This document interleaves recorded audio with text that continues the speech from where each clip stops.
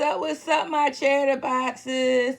This is my review for Love at the Lockup, Season 2, Episode 48, aka Life at the Lockup, Royal Flush. So it starts off with 12 Head and Sarah. They're both at, the therapist's office. It's a continuation from last week. So they get further more into the fact that she has full custody. Well, it's temporary for full custody. So that's all 12 he heard was full custody.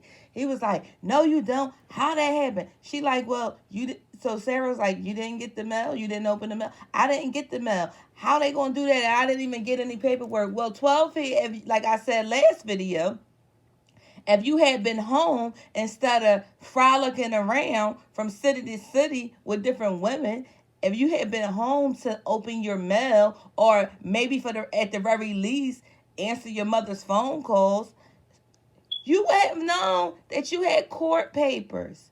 You would have known this. You know what I'm saying?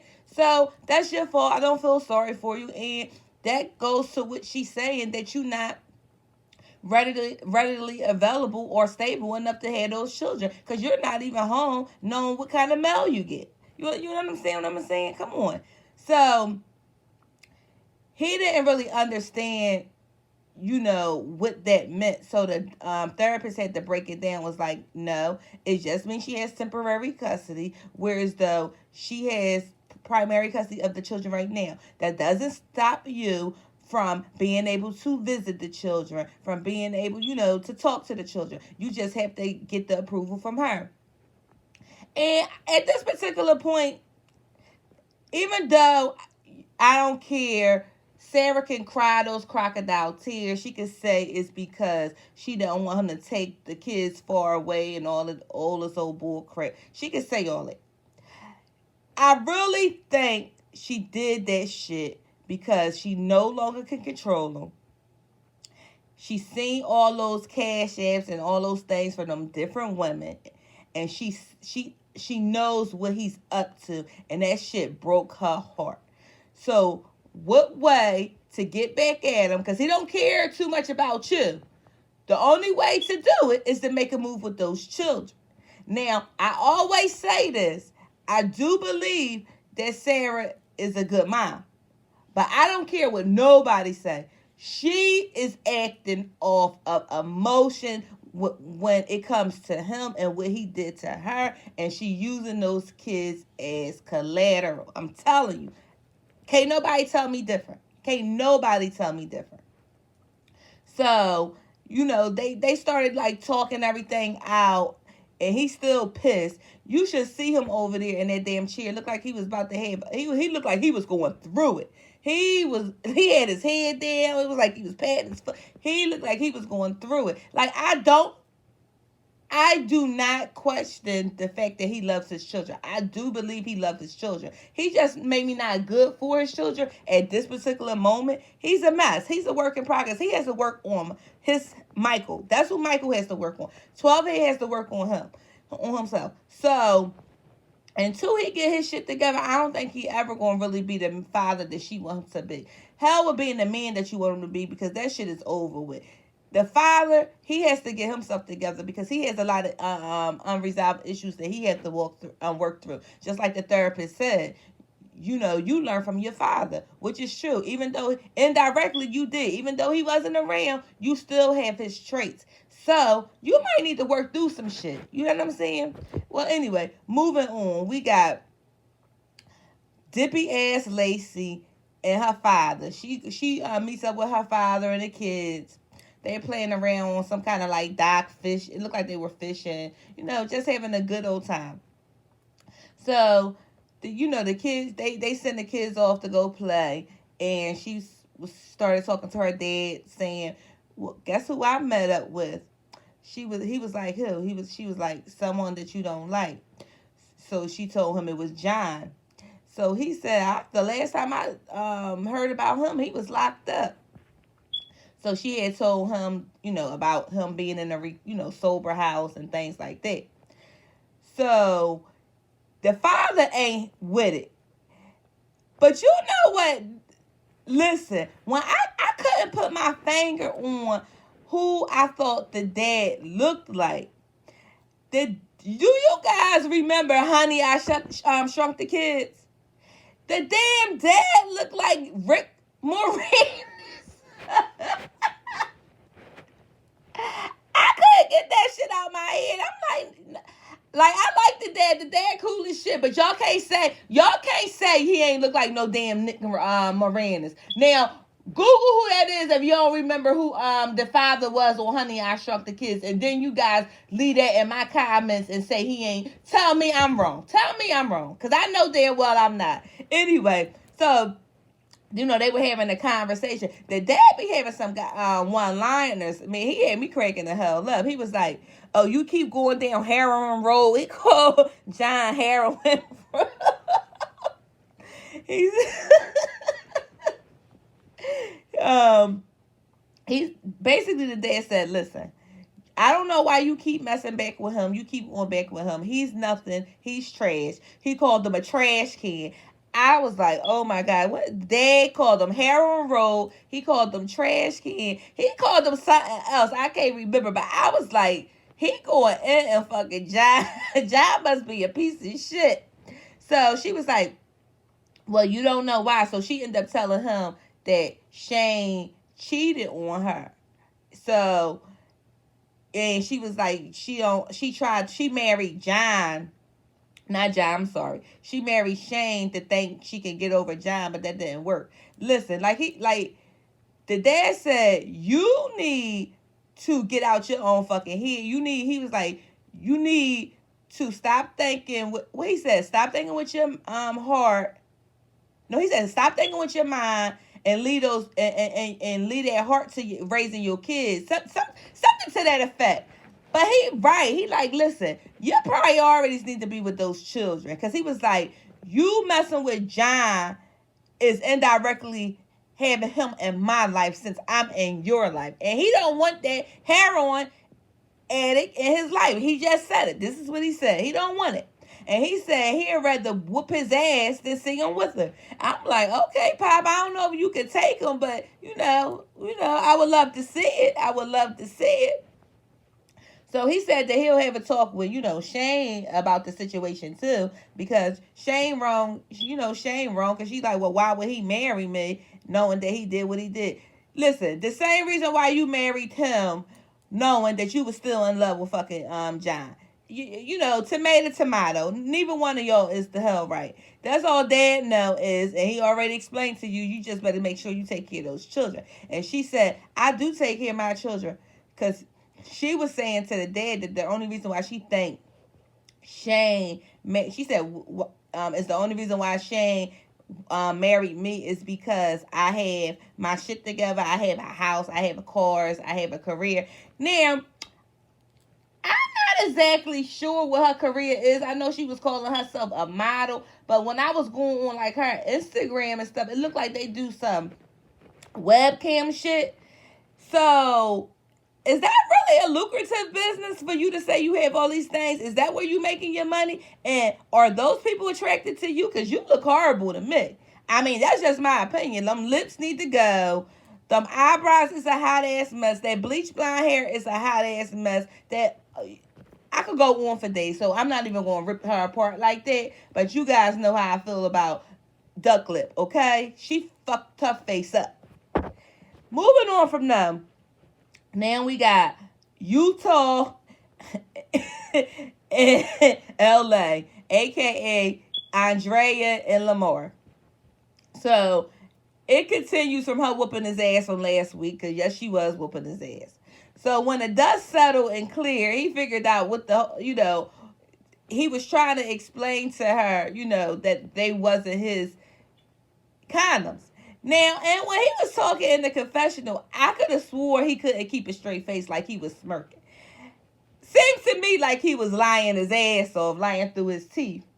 But then when he called his brother, he never said what it was that was in his pockets. Because he was explaining to Andrea that his brother sometimes wear his jacket. He said, I would. He was like, I've been in jail all those years, never got caught with nothing. You think I'm gonna get caught with some condoms with my wife? Come on now, that's not even me. He said, I don't even use condoms. Now, Lamar, that ain't something that you need to be bragging about, that you don't use condoms. Do you mean because you're married and you only sleeping with one woman, or you mean in your whole entire life you never use condoms? Because that shit is nasty, okay? I'm just putting it out there. So I hope you're not talking about your whole life. Anyway, she wasn't really trying to hear that shit. So he gave her the phone so she could call the brother. She threw the goddamn phone away.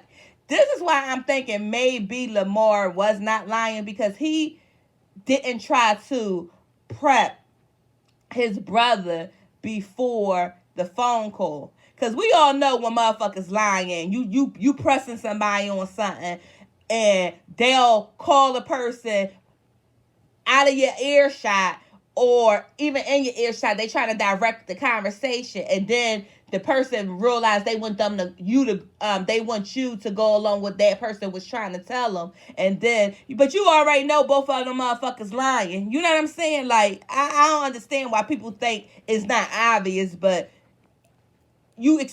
people expose themselves for the lying piece of shits that they are. I'm just saying. Anyway.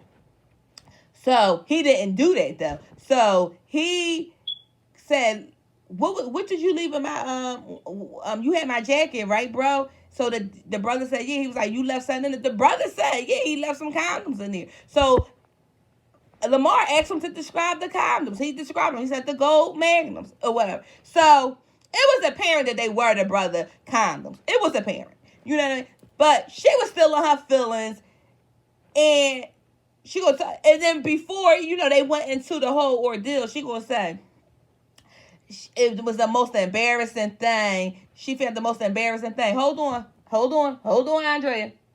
Don't you sit up there and say you find the condoms in your husband's pocket was the most embarrassing thing that you have experienced, because you should have been embarrassed by conceiving your child in a goddamn broom closet in jail. That should be the most embarrassing thing that you have encountered. But I digress. But I'm just saying.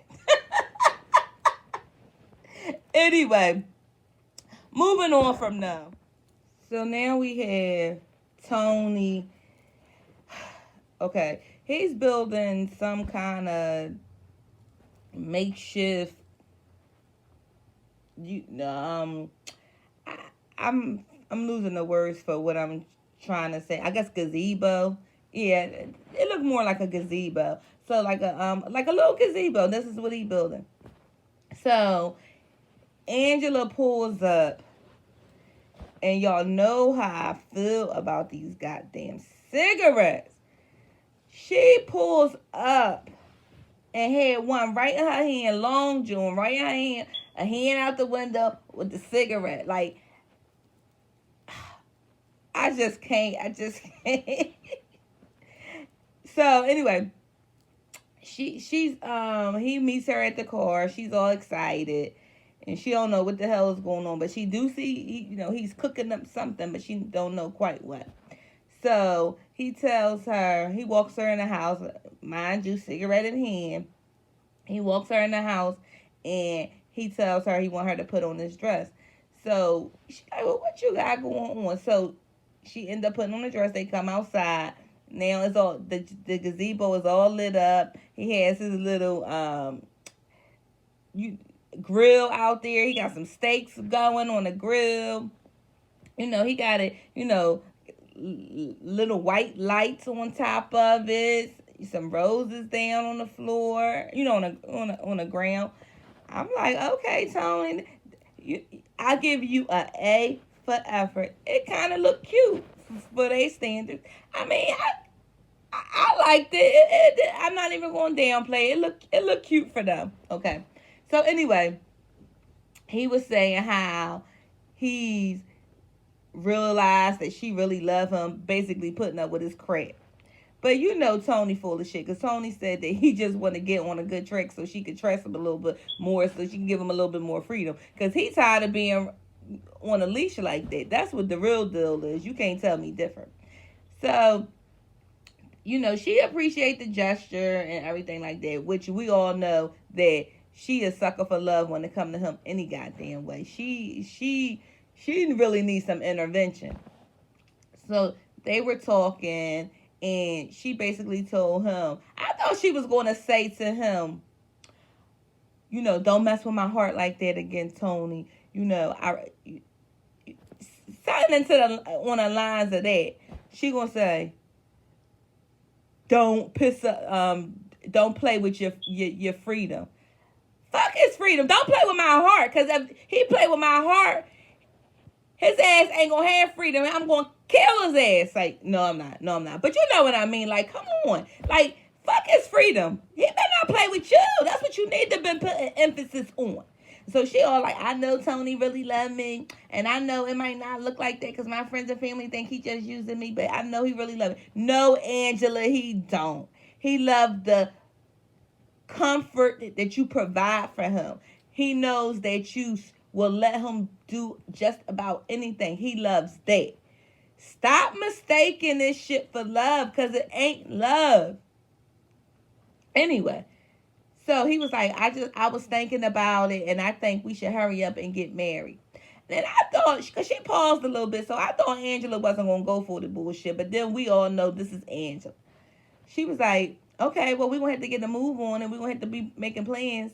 And he's like, I know. I'm like, oh, okay. Y'all about to just, y'all go from him being on probation with you giving him rules not, to abide by, to he building his little gazebo and put a couple steaks on the daggone grill. And that was enough to woo you to say, you gonna marry this piece of shit? Oh, okay. I don't know. I don't know. It seems like a lot of these chicks these days is being desperate. I'd rather be by myself than before I could put up with the bullshit that I see people put up with. Ain't no way in hell. Ain't no fucking way in hell. Anyway, moving on from them. We have Clint. Poor Clint. You know what? WeTV is still trying to give us this narrative that he is the clean and sober one. Now, he already got on record saying he got busted for drugs, too. Now, he only made it seem like it was marijuana, but you cannot tell me, and this is just my assumptions, so it's not fact, but you cannot tell me he ain't on nothing hard. Oh, my God. He is a hot ass mess. The way he just be pacing, the way he do his body gestures, everything about him scream, I'm an addict. Everything about him. Everything. So, he's in there, and God is... She calls. Yo, she had me rolling this whole fucking scene. In a sad way, but the shit was funny. So, she was like, Clint. He was like, huh? She's like, you still want me to go to treatment? He was like, well, only if you want to. Only if you want to. So then she was telling him, well, they bleeped out the name. So she said, such and such is going to come by and pick up the dope.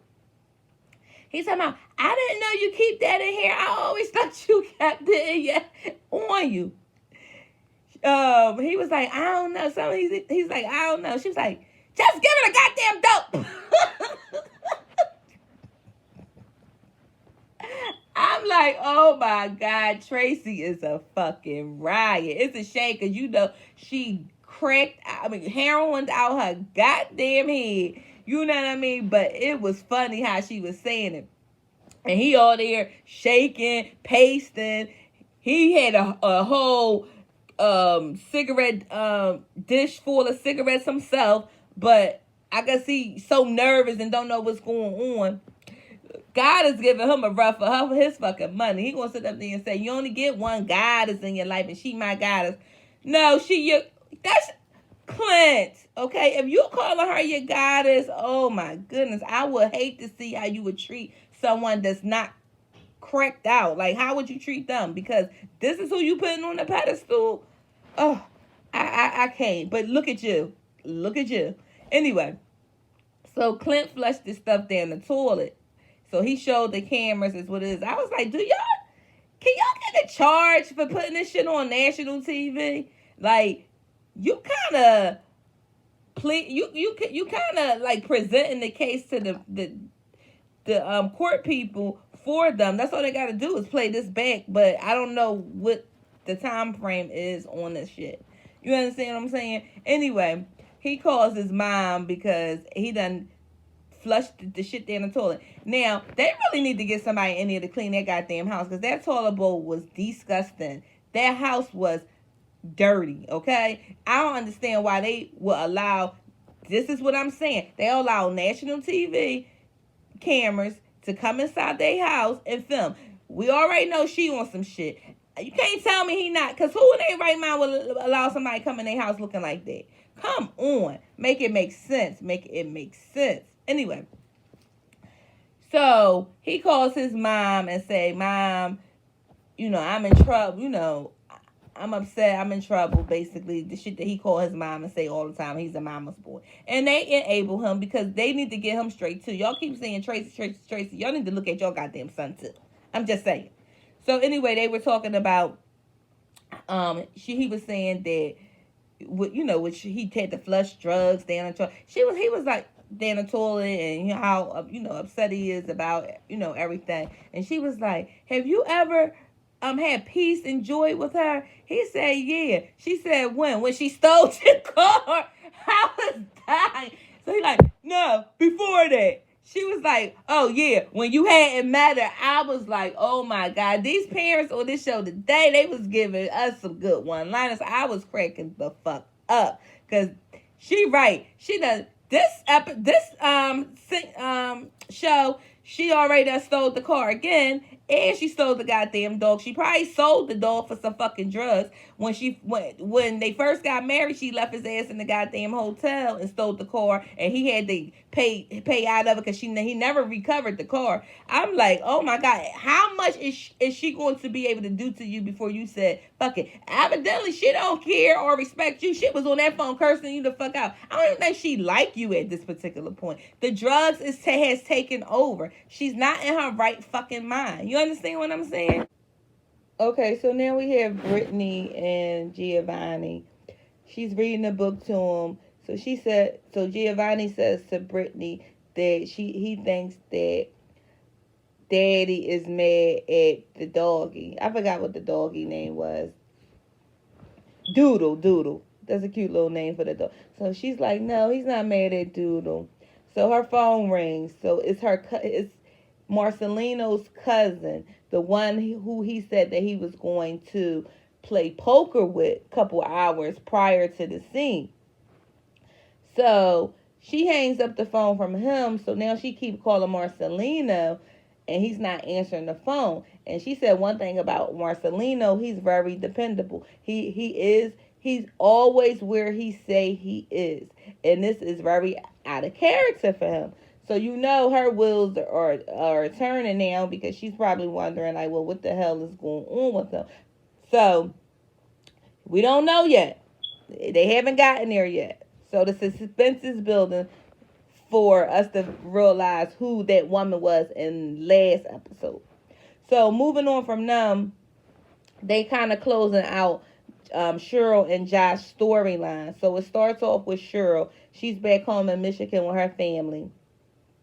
And I ain't gonna lie, I see why she looked the way she looked, because they look rough. They look rough, like some hillbillies, okay? You ever Beverly Hillbillies? Yeah, but they ain't take out the Beverly and just put the hillbillies. That's what the hell they look like. So anyway, her and her dad had like a little moment alone, and he apologized for some of the things that he may have done, and he said that he's happy that she's on the right track, that she didn't make a bad decision. So she basically said it was like a fever that, just broke. She's happy to be home in Michigan with her family. She doesn't seem like she's harping over the breakup, too much. she did say that everything was fine when Josh was locked up, and even for the short time that he was home in the beginning, she was like, but once he started getting acquainted back with his friends and family, he didn't need her. No, that's not what happened. When he's in jail, yeah, people do fall off. People do this. Stop making it seem like Mama Tina just left him there. She done did multiple, like he told you, she done did multiple prison stints. She was tired of his ass at that particular point. That don't mean she ain't love him. That don't mean she wasn't going to embrace him when he came home. So stop saying it, okay? And he didn't turn on you because other people came into his life. You have to understand. He was going to have other people around him. Like, who just come home and it's just be you? Like, who does that? He can't function in this world with just you. Like, come on, you get to my nerves. And you turned them off because your ass is crazy, okay? Stop acting like you ain't do nothing wrong, Cheryl. Stop it. You getting on my nerves with that shit. You getting on my nerves. So anyway, she had made a little jokey joke saying maybe that she'll get a new inmate. That's not fucking funny. You understand what I'm saying? Focus on them fucking kids, okay? Focus on you. And then you worry about a man. Maybe that puppy little joke that you said, maybe that's a good idea. Get your ass a puppy. Maybe you can sit down for a little bit. So then we have Josh. He's saying how things is looking up for him a little bit. He got a promotion from work. He's still on the ankle monitor, but once save up enough money, he'll be able to move out his mama house, and then he can get off the home monitor. So he's talking to his supervisor, and the supervisor said, "Well, you had to love her at one point. You did spent all that time with her." He was like, "Yeah, it's hard not to love somebody that did 2 years with you." He was like, and what made him love her the most was the loyalty that she had for him. He said that she'll go against her own mother if someone says something bad about her. That's where she wrong too. She putting too much stock in your ass when you didn't do the same for her. You understand what I'm saying? So she one of those type of women that when she love hard, but sometimes you love so much, you being blinded by what's in front of your face, and then it ends up smacking you dead in the face when reality come crashing in. That's what it seemed like what happened with those two. So like I said, WeTV just wrapping up their story now. I don't think they'll be back on, because what's there to talk about? Not unless she get another man and back on the show. But to me, she dry. Y'all don't have to bring this couple. Y'all don't have to bring her back or him back in any other fashion. Y'all really don't. I'm not. Even if they get back together, you ain't got to bring their asses back on this goddamn show. Okay? So now we have Sarah and Michael again. She's talking, pouring her fucking heart out. He's shutting down as usual. She's saying, I would never not want you to spend time with the kids. We got the potential to be best friends. That's how we started. It might not have never meant for us to, be together. Why can't you understand that? And blah, blah, blah, blah, blah. I tune out after keep listening to her. It's almost as if like she a fucking preacher preaching. Like come on, like it be too much. It be team too much. So he kind of like blurred her out, shut her down. Like, listen, can I speak? Can I see the kids tonight? She like, when? He's like, tonight. She's like, alone. He's like, yes. She's like, where? He was like, so basically, she's gonna allow him to come to the house to spend time with the kids. She said it's fine. She said she always said she didn't have a problem with him seeing the children. Now, I don't think that she ever had a problem to see the children, but she definitely wants to be there because she definitely wants to be around him as well. She did. So he did admit, he was like, he said it's something about the two of them that they got this connection that no one they both probably will be with will understand. As much as they both don't like it, much as they both try to fight it, there is a connection. I'm like, oh, okay, because you was acting like you couldn't stand it. Well, you did. I don't know, because the way I see it, I know you wasn't showing that. So now, is it a connection, or does she bring these feelings out of you when you trying to get what you want? Because now that you know that she got temporary full custody, is now you trying to play on her heartstrings, to make her think that it might be something, or are you really telling the truth? I don't know. I don't trust 12 head to save my goddamn life. I just don't. Okay, so we have Marcelino. So it's finally revealed who the woman is. She's a poker coach. So he's telling her, his mishaps that he had with poker.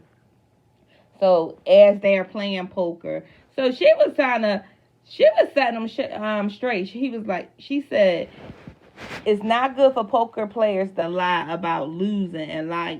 She was like, that doesn't make them better poker players. She was like, you kind of got to embrace your losing streak and try to figure out a way to not let that happen again. He chasing after the big bets, and she said that shit can ruin you, which it can. Like, well, I don't know. I can't even say, I'm not a poker player, but I know that gambling shit is addictive, and I know that gambling stuff has ruined lives. You know what I'm saying? So I don't understand. He need a stable job. Like, you really trying to sustain a family. You're making all these decisions. Y'all have a mortgage. You bringing new life into the world. Y'all doing all these things, and you don't have a stable job. She's not working. I would not even base my, security on no damn poker. I would have to have a steady job. Like, y'all playing Russian roulette with your goddamn lives. Ooh, no. So she, was asking him that his wife know that he was there. She was like, well, why would you lie? She kept on pressing him about him lying. And he said that, as far as with the poker situation, he said the only reason, he said, I'm not lying to people to cover up that I'm losing. I'm lying to myself to make me feel better. Typical Marcelino. He got an ego out this goddamn world, because she said something about him suck. He sucked. And he was like, I don't suck. No, you sucking right now, bruh. You sucking right now. So, like, I kind of liked her personality. She, like, no holds barred, no, not sugarcoating anything. So she basically told him he got to get his head out his ass, realize what's going on, and move a little different. And he understands that. So now we have Lacey, and Shane, and her children, and the father. So it starts off with Shane. He's out there attempting to put up the trampoline with the children. The dad comes up. So Lacey and the kids, they walk off. So they're, talking and everything, the dad. So the dad ain't shit. So he was like, oh, Lacey told me about what happened before y'all got married. So he was like, Shane said, well, yeah, I'm not happy about that. It was a hookup. I was, not in my right mind. I'm not happy about that. So the dad said, oh, was that, a one-time thing? He was like, yeah. He was like, oh, okay. So Shane had went on and was talking about how Lacey is used to, like, these no good, men. And the dad was like, yeah, like John. So then they started talking about John. So, but the funny part that the dad had me cracking up, because you could tell he wanted to, like, dime her ass out. Because he was like, you sure Lacey being honest with you? So Shane was like, yeah, she's being honest. And in the back of the day, he's like, this bitch ain't being honest with you. Wake up. He wasn't even picking up on it. So Lacey, she talking to the producers, talking about Shane only trying to act right and trying to get good with her father, because he knows that her father doesn't like John. And she was like, he don't have anywhere to stay. He just tried to stay at the house. She was like, she not buying the bullshit. She already tapped out from Shane. I don't think she want him anymore. She really wants John. Or she liked the fact that she playing with the two of them. I don't know, but the shit is funny watching it. It's just funny as hell. Because the dad of character, Lacey, is full of shit. And Shane he just fucking a nitwit. Like, she's all upstairs telling John to take his shirt off and shit like that. And meanwhile, Shane and the father down there, and he talking about how he loved Lacey. I'm like, oh my God. You can't write this shit. I'm telling you, you can't write this shit. Okay, now we moving on from that. So now we have Andrea and Lamar again. So puts his brother on the phone and allow and Andrea to speak to the brother. So the brother had told her that it was his condoms. So she said, well, why you almost made your brother lose his family? And the brother started laughing. I'm like, that shit ain't funny. Like, you had him in some fucking hot water. Like, that shit ain't funny. So she said the only thing that's saving the both of you is because I have seen you wear the jacket before. So she ended up hanging the phone up with him. So she's well aware. She said, listen, I know that it's possible for him to have did these things. We haven't been together in 2 months. She was like, but I'm not trying to get no STD. I'm not trying to be no sister wife to no prostitute. Damn, you just making him go to a prostitute? You think he can't get nobody other than a prostitute?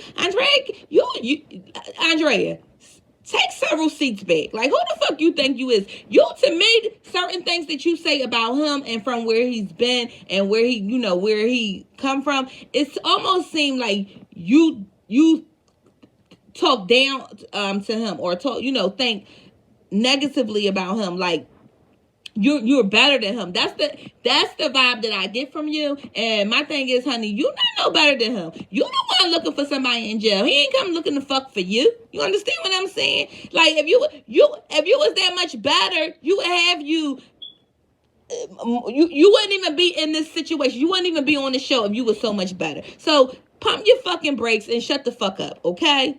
So she said how she did feel kind of stupid. She apologized to him. So he asked her, did she want to go through with the divorce? And she said, well, no, she don't. You know what I'm saying? She just talking out her motherfucking ass. And he really actually liked this bro. Like, I don't know why, but he really liked her. So she said that she don't think, because he asked her, do she really want him to go, catch the plane, or the train, whatever it was. She was like, no, I think you should stay. He was like, okay. He's trying to work it out probably for the sake of the kids, and I think he do love her. But she keep pushing him. He gonna go. Somebody else gonna grab Lamar. Because Lamar not bad looking, especially for, her standards. And he seemed like he's trying to move in the right direction. He seemed like he, trying to right a lot of his wrongs. So, come on. Like, give him a fucking break, So now we have 12 Head and Sarah. He followed up on his promise. He came to see the kids. What I gotta say about those kids, they are some pretty kids. They do have his head, but Sarah got a big ass head too. But them kids are pure. They're pretty. So he came there. The little girl was surprised. Now, did y'all peep that he walked into her house, didn't knock or anything? Did y'all peep that? Like, and she ain't check him on that, because I was like, who the fuck? Okay, go out and we gonna do this shit again. You ain't gonna just be opening my door. Who the hell is you? Ugh. Anyway, so the little, Aviana was happy, to see her father. She showed him that she can write her name and it was able to spell and pronounce it out and everything. I'm like, go Aviana, go Aviana. Anyway, so Aviana wanted him to spend a night. So Sarah was okay with it. So he left out and made up a lie to Maria, telling her that Sarah is leaving, going out, and she wants him to stay there a couple hours with the kids. Is it okay? So Maria said, well, I don't have a problem with that. So she's in the hotel talking to the producer. She said she trusts Michael. He's been open and honest. He told her things that he didn't have to tell her. So he had faith, and he's telling the truth. And she was like, she don't lose no sleep over him and Sarah. Like, she really think that he's done over with Sarah. And it looked like she got Michael's name tattooed on her finger, but she was saying she ain't care, but her body language and her facial expression was telling me otherwise. It was telling me otherwise. It was telling me that you ain't too comfortable with this situation, but you're not going to say it because you already made yourself look like an ass on national TV anyway. So you're going to double down on what you say now because you don't want to look stupid. That's how I got from it.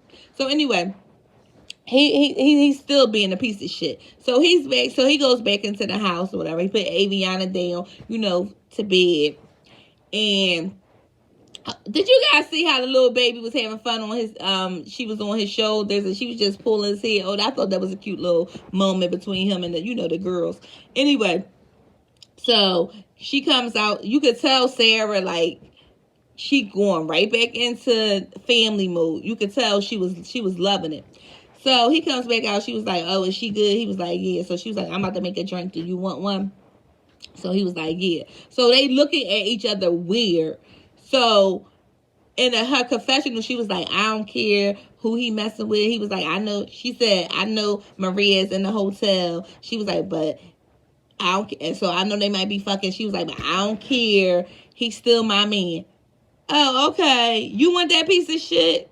Somehow they got 7 years in and some kind of magnetic pool. They both say the same old bullshit. You Sarah, no one's gonna feel sorry for you. You make it about the kids and be crying, hoo hollering, and then you just came on national TV with this bullshit. You deserve everything 12 Head give to you. You deserve everything 12 Head give to you because you ain't learned. And I told y'all, and a lot of people don't like this because I see a lot of comments on, the websites and everything. A lot of people was against 12 Head. I told y'all, it's not about the kids when it comes to her. She uses them as a fucking pawn, and she proved me right. I'm telling y'all. I'm just saying. This is all I got for this episode. If you guys like the content, please feel free to like, comment, and subscribe. And don't forget to holler at your girl. Bye!